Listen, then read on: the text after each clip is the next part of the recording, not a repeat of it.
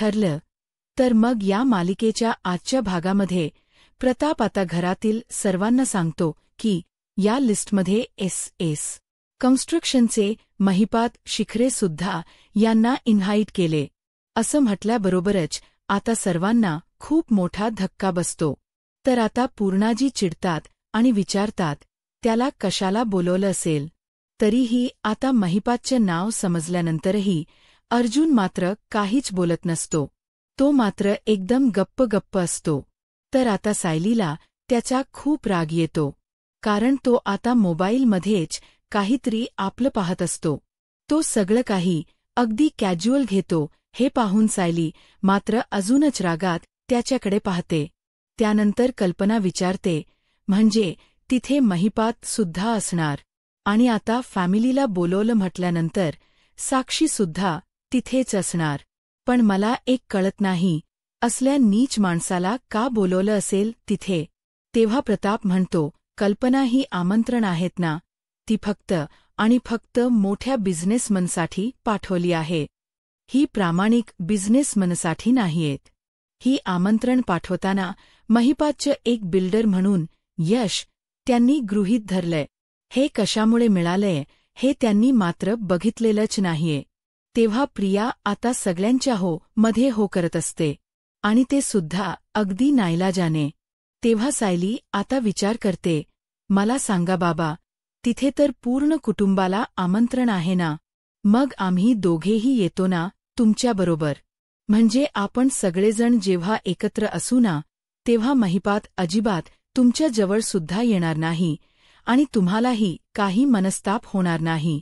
असं म्हणून ती आता परमिशन मागत असते. तर सर्वजण एकदम गप्प असतात. आता आम्ही दोघं येणार म्हटल्यानंतर अर्जुनची रिएक्शन काय आहे ना हे सगळ्यांना बघायचं असतं. परंतु अर्जुनचं लक्ष फक्त मोबाईलमध्येच असतं. तेव्हा प्रताप सांगतो तुला सांगू सायली, तो महिपात जर समोर जरी आला ना तरी माझ्या तळपायाची आग मस्तकात जाते. तेव्हा तुम्ही माझ्यासोबत या मला आनंदच होईल. असं जेव्हा प्रताप सांगतो ना तेव्हा कल्पना अगदी धक्क्यानेच प्रतापकडे पाहते. त्यानंतर सायली विचारते अहो ऐका ना, जाऊया ना आपण. तेव्हा आता अर्जुन विचारतो जाऊया पण कुठे. त्यावेळी सायली हसतच म्हणते अहो एक्स्पोला बाबांबरोबर म्हटलं. अहो तिथे तर महिपात शिखरेसुद्धा येणार आहे ना म्हणून म्हटलं. तेव्हा अर्जुनला आता धक्का बसतो आणि तो विचारतो हॉट. मग सायली म्हणते अहो आपण जर तिथे असू तर तो आपल्या समोर सुद्धा येणार नाही. तेव्हा अर्जुन म्हणतो पण आपण तिथे जाऊन काय करणार आहोत. तेव्हा आता सायलीच्या म्हणण्याचा उद्देशच वेगळा असतो. प्रिया समोर असल्यामुळे काही गोष्टी तिला स्पष्टपणे बोलता येत नाही. मग आता अर्जुनला प्रताप सांगतो की अर्जुन प्लीज नको ना आडवे वेडे घेऊ. सायलीला घेऊन येऊ शकतोस. मला ना तर मला बरं वाटेल आणि तुम्हालाही तेवढी मोकळीक मिळेल, चेंज होईल. तेव्हा अर्जुन हसतो आणि म्हणतो डॅड आम्ही तिथे येऊन काय करणार. असं म्हणून तो सायलीकडे पाहतो. तेव्हा सायली आता इशारा करते. अर्जुन मग म्हणतो की ओके डॅड आम्ही यायला तयार आहे. मग आता सायली विचारते की ऐका ना वर येता का जरा, थोडंच काम आहे. मग आता अर्जुन म्हणतो हो. असं म्हणून तो तिच्या पाठोपाठ जातो. तेव्हा प्रिया मनातच विचार करते हे का जात असतील एक्स्पोला. मलाही जायला व यांच्यावर वॉच ठेवायलाच हवा आता. तेव्हा प्रिया आता म्हणते बाबा ऐका ना. अहो तुम्हाला एवढं मानाचं आमंत्रण मिळालंय एक्स्पोसाठी तर मी आणि अश्विन सुद्धा येऊ मग. तेव्हा कल्पना म्हणते हो चालेल की. अगं आनंदच होईल आम्हाला उलट. तर आता दुसरीकडे प्रतिमाही गजरा बनवत असते. ती गाणं सुद्धा गुणगुणत असते. आता रविराज आणि सुमन हे दोघेही तेथे येतात आणि प्रतिमाला असं गाणं गुणगुणताना पाहतात. त्यांना तर खूपच आनंद होतो. मग ते दोघेही तिच्याकडे अगदी हसतच पाहतात. आता रविराज विचारतो काय ग प्रतिमा अजूनही हे गाणं लक्षात आहे का तुझ. तेव्हा आता अगं तू गजरा बनवताना नेहमी हेच गाणं गुणगुणायचीस असं प्रतिमला तो आठवण करून देतो. तेव्हा सुमन सांगते, हो, हे आपल्या वहिनींचं अगदी आवडतं गाणं होतं ना. तेव्हा रविराज म्हणतो, हो. मग त्यावेळी आता माझ्या डोळ्यासमोर तर अगदी पूर्वीच्याच प्रतिमा वहिनी आल्या असं म्हणून सुमन खुश होते. तेव्हा प्रतिमाच कन्फ्यूज असते की हे दोघे असं काय बोलतायत आणि खरंच मला त्या गोष्टी रिमाइंड होतायत का. मग आता ती स्वतःच्याच मनाला तो प्रश्न करते आणि विचारते की मला या गाण्याचे असे मोडके तोडके शब्द आठवतायत, पण का माहीत नाही. गजरा ओवायला बसले आणि मला समजलंच नाही की मी कोणतं गाणं गुणगुणते. मला हेच गाणं असं म्हणावंसं वाटलं होतं.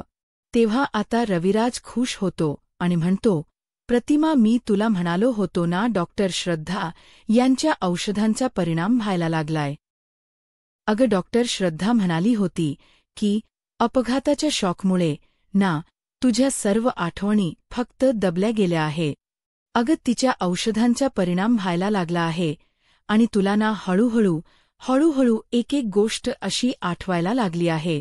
प्रतिमा देखील आता खूप खुश होते.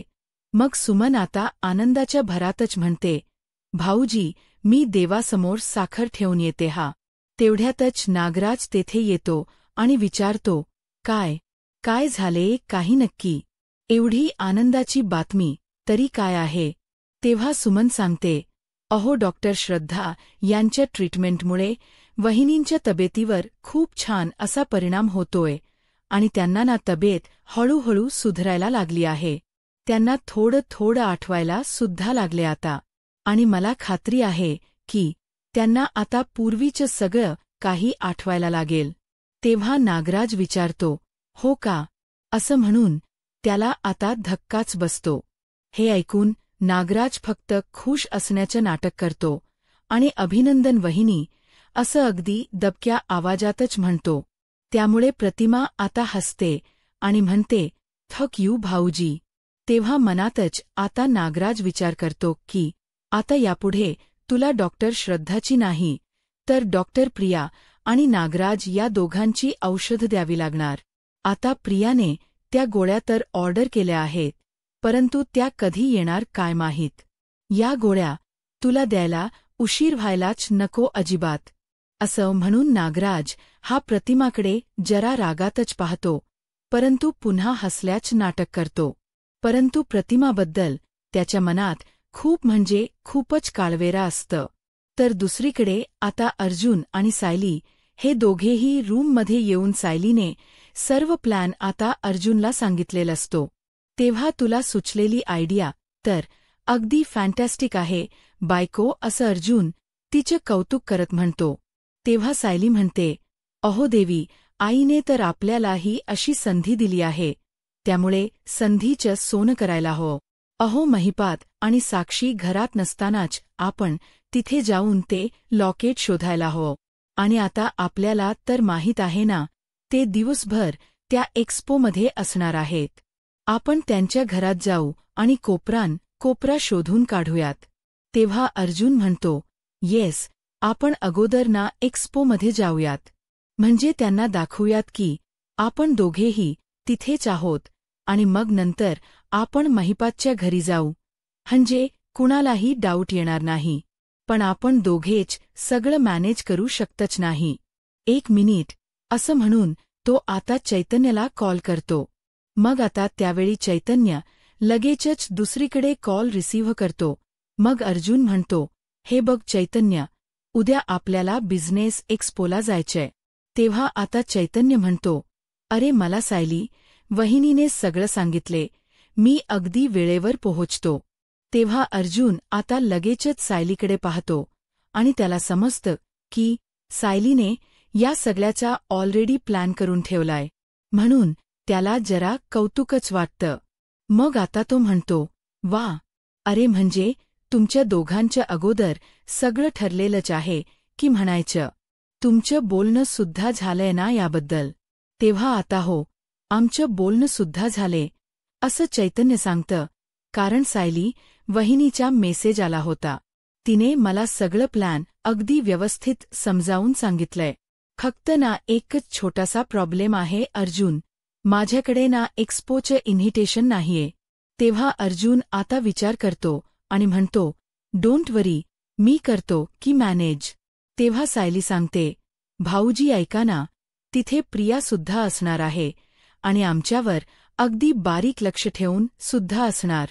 त्यावेळी आता या महिपात आणि साक्षीला मॅनेज करणं खूप सोपं असणार आहे रे. पण ही तन्वी आहे ना तन्वी, तिला मॅनेज करणे एवढं सोपं नाहीये, असं आता चैतन्य म्हणतो. त्यावेळी अर्जुन सांगतो, अरे मला चांगलंच माहिती आहे की तन्वीला कोण मॅनेज करू शकतं, माझ्याकडे आहे एक चांगली व्यक्ती. चैतन्य आता विचार करतो आणि कुणाबद्दल बोलतोस रे तू असं विचारतो. तेव्हा सायली 2.0 हिच्याबद्दल बोलतोय असं अर्जुन सांगतो. अरे तुला माहीत नाही चैतन्य, पण ती खूप सॉलिड आहे. तेव्हा ठरलं तर मग उद्या एक्स्पो रंगात आला. आपण तिथून निघायचं आणि महिपात व साक्षीच्या घरी जायचं आणि जगात काहीही झालं तरी इसूचं लॉकेट शोधून काढायचं. मग अर्जुन सांगतो, कुठलाही प्रॉब्लेम झाला तर तू आम्हाला कव्हर अप करायचं.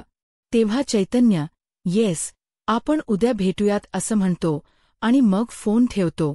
तर आता सायलीने खूप असा भन्नाट प्लॅन उद्यासाठीचा केलेला असतो. कशा प्रकारे ते लॉकेट आपण शोधायचं हे सुद्धा अर्जुनला सांगितलेलं असतं आणि तोच प्लॅन अर्जुन चैतन्यला आता आवडलेलं सुद्धा असतो. कारण या भन्नाट प्लॅनमुळेच साक्षीकडे असणारं ते अर्ध पेंडंट सापडायचं असतं. दुसरीकडे रविराज आता शांतपणे हॉलमध्ये बसलेला असतो आणि आपला पुस्तक वाचत असतो. नागराज मात्र बाहेर चाललेला असतो. तेव्हा सुमन आता त्याला विचारते, काय हो, कुठे चालला एवढ्या रात्रीच्या बाहेर? मग आता त्यावेळी नागराज म्हणतो, अगं असं बाहेर जाताना कुणाला टोकू नये, विचारू नये. तेव्हा सुमन म्हणते, हो, तुम्हाला जागरणाचा त्रास होतो ना, मग कशाला उगीच बाहेर फिरत बसायचं. तेव्हा नागराज सांगतो, येतो मी थोड्या वेळात, ठीक आहे. मग आता सुमन सांगते, अहो मी तुमच्यासाठी ना गुलकंद घालून दूध तयार करून ठेवते, आल्यानंतर नक्की घ्यायचा हा. मग आता तो म्हणतो, बरं बाई. त्यानंतर आता नागराज म्हणतो, बरं बाई ठीक आहे, असं म्हणून तो तेथून जातो. मग आता त्या दोघांचं सगळं बोलणं आता रविराजने ऐकलेलं असतं. तो गालातच हसतो आणि म्हणतो, सुमन किती काळजी घेतीये नागराजची, तशीच सेम काळजी ना माझी प्रतिमा माझी घ्यायची. पण आता यावेळी ती कुठे हरवली आहे ना कळतच नाही आणि कसं तरी बाहेर काढायचं तिला यातून, कारण खूप दिवस होत आलेत आता. तेव्हा सुमन आता रविराजला असं जरा टेन्शनमध्येच पाहते आणि विचारते, भाऊजी, अहो काय झालं तुम्हाला? तुम्ही कसला विचार करताय? अहो तुम्ही झोपायला का नाही गेलात? असं ती विचारते. तेव्हा आता रविराज म्हणतो, अगं नाही, डोक्यात असे वेगवेगळे विचार येतात आणि मग झोपच येत नाही. सुमन विचारते, पण झालंय काय भाऊजी? तेव्हा रविराज सांगतो, मला ना प्रतिमाची खूप काळजी वाटते ग. तुला सांगू, तिला ना अशा जुन्या गोष्टी आता आठवायला हव्यात. तेव्हा सुमन विचारते, पण आता त्या ठीक आहेत ना? तेव्हा रविराज अगदी उदास होतो आणि म्हणतो, तशी ब्रिये गती, पण अशी वरच्यावर ब्याच गोष्टी त्या विसरत असते. तिच्यावर स्ट्रेस नाहीये, या सगळ्या गोष्टी बदलायला हव्यात. पण त्या कशा बदलायच्या ना हेच मला कळत नाहीये. तेव्हा सुमन सांगते, मला काय वाटतं माहितीये, त्यांच्याशी गप्पा मारता मारता त्यांच्या आठवणी नक्कीच जाग्या करता येतील. म्हणजे आता बघा, हा तुमच्या जुन्या काही सवयी आणि तुमचे नियम, त्याचबरोबर काही किस्से असतीलच ना, मग ती सहज म्हणून त्यांच्या समोर ना तुम्ही पुन्हा सुरू करा. म्हणजे त्यांना असं वाटणार नाही की मुद्दामहून तुम्ही त्यांना काहीतरी आठवायला लावताय. आणि असं केल्याने त्यांच्या मेंदूवर सुद्धा अजिबात ताण येणार नाही. तेव्हा रविराज खुश होतो आणि म्हणतो, अरे वा, ही तर खरंच खूप छान कल्पना आहे आणि तसं तर करून बघायला काही हरकत सुद्धा नाही. तेव्हा सुमन म्हणते, बरं मी जरा आलेच हा भाऊजी. तर आता दुसरीकडे अश्विन आता रूममध्ये असतो आणि प्रियाला विचारतो, आपण जायचं बिझनेस एक्स्पोला. कशासाठी जायचं आणि का जायचं असं म्हणून तो जरा चिडलेला असतो. तेव्हा प्रिया त्याच्या मागे मागे करत असते आणि म्हणते, अरे अश्विन, बाबांना एवढा मानाचा पुरस्कार मिळणार आहे. एवढा मोठा बिझनेस एक्स्पो आहे. बाबांचं तिथे कौतुक होणार आहे. मग आपण जायला नको का सहकुटुंब, सहपरिवार? तेव्हा तो म्हणतो, अगं सहकुटुंब, सहपरिवार जाण्यासाठी तुला काय वाटतं? तिथे काही सत्यनारायणाची पूजा आहे का? आणि शिवाय ना तू बिझनेस पर्सन आहे ना मी. आणि तसंही एका डॉक्टरचं व याच्या बायकोचं ना. तिथे तसं काही काम सुद्धा नाहीये. असं म्हणून आता तो जरा चिडलेलाच असतो. त्यावेळी प्रिया आता शांतपणे सगळ्या गोष्टी हँडल करण्याचं ठरवते. कारण तिला आता काहीही करून बिझनेस एक्स्पोमध्ये जायचंच असतं. कारण तिथे सायली, अर्जुन असणार. मग आता ती म्हणते की पण ऑलरेडी मी बाबांना सांगून ठेवले की अश्विन आणि मी येतोय म्हणून. तेव्हा तो जरा चिडतो आणि विचारतो, काय? तू मला न विचारता परस्पर सांगून सुद्धा टाकलंस? तेव्हा आता प्रिया म्हणते, अरे मला वाटलंच नव्हतं की तू चिडशील म्हणून. मला वाटलं होतं की तू खुश होशील रे उलट. मग आता अश्विन रागातच म्हणतो, तन्वी, तू मला असं न विचारता माझ्यासाठी ना परस्पर निर्णय घेत जाऊ नकोस.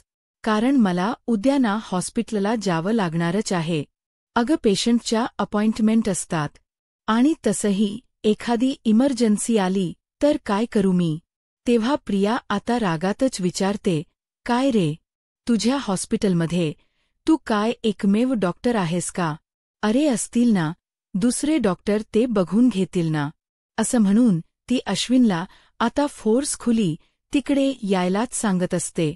तर दुसरीकडे रविराज आता शांतपणे आपल्या रूममध्ये बसलेला असतो. तेव्हा प्रतिमा आता तेथे जाते आणि त्याच्याकडे पाहतच राहते. तेव्हा रविराज म्हणतो, प्रतिमा, कसा आहे ना, दिवसभर अशा वेगवेगळ्या गोष्टी घडत असतात आणि त्या कुणाशी शेअर कराव्यात ना हे मला कळतच नाही.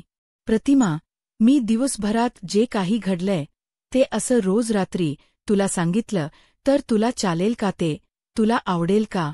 असं अगदी परमिशन घेत तो विचारतो. मग आता पूर्वीसारखं असं तो म्हणतो आणि तिच्याकडे पाहतो. तेव्हा ती विचारते, पूर्वीसारखं म्हणजे?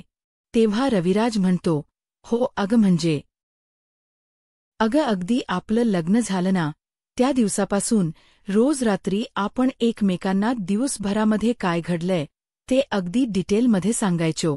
म्हणजे अगदी एकमेकांशी संबंध नसलेल्या गोष्टीसुद्धा आपण एकमेकांबरोबर अगदी शेअर करायचो. पण आता तू आठव किंवा आठवण्याचा प्रयत्न करू नको असं म्हणणार नाहीये मी, पण ही जुनी पद्धत सुरू करायला काय हरकत आहे म्हणा. असं म्हणून तो तिची परमिशनच मागतो. तेव्हा आता प्रतिमा हसतच प्रतिसाद देते आणि म्हणते, हो चालेल की. तर दुसरीकडे अश्विन अजूनही भडकलेलाच असतो आणि प्रियाला म्हणतो, हे बघ तन्वी, माझं अजूनही काय काम आहे ना हे तू विसरू नकोस. आणि कुठलाही निर्णय घेताना आपण दोघांनी एकमेकांना असं विचारायला हवं, कारण आपण दोघे आता नवरा बायको आहोत हे तुला माहीतच असेल. मग आता प्रिया म्हणते, तुला चांगलंच माहीत आहे की आपण दोघे नवरा बायको आहोत, म्हणूनच अशी नवरेशाही गाजवतोस ना तू माझ्यावर. तेव्हा आता तो रागातच म्हणतो, डोंट बी स्टुपिड प्लीज. तेव्हा आता प्रिया म्हणते, अश्विन प्लीज. उद्या अर्जुन आणि सायली सुद्धा जाणार आहे. मला एक सांग, आता अर्जुन काय बिझनेसमन आहे का तिकडे जायला? तेव्हा अश्विन विचारतो, पण दादाला असे इमर्जन्सी पेशंट हँडल करावे लागतात का? नाही ना. तू काही का बोलतेस मला कळतच नाही. ते काही नाही, मला उद्या यायला जमणार नाही. That's final. असं म्हणून तो त्याचा निर्णय आता सांगतो. तेव्हा प्रिया म्हणते, मग माझं सुद्धा ऐकून घे. मी जाणार म्हणजे जाणार. तू आलास तर तुझ्याबरोबर, आणि तू जर नाही आलास ना तर तुझ्याशिवाय सुद्धा मी जाऊ शकते. That's final. असं म्हणून आता ती खूपच चिडते आणि स्वतःचा निर्णय घेते. अश्विनला काडी मात्र सुद्धा विचारत नाही आणि रागातच तिथून बाहेर जाते. दुसरीकडे रविराज आता विचारतो, मग दिवसभरामध्ये तू काय काय केलं हे सांग ना. मग प्रतिमा सांगू लागते, हे पहा माझी दुसरी कुणाबरोबर ओळख नसेल ना तरीही झाडांशी चांगली मैत्री आहे. अगदी दिवसभरात लहान मुलासारखं मी झाडांचं संगोपन केलं. व्यवस्थित त्यांना पाणी घातलं आणि मशागत केली थोडीशी.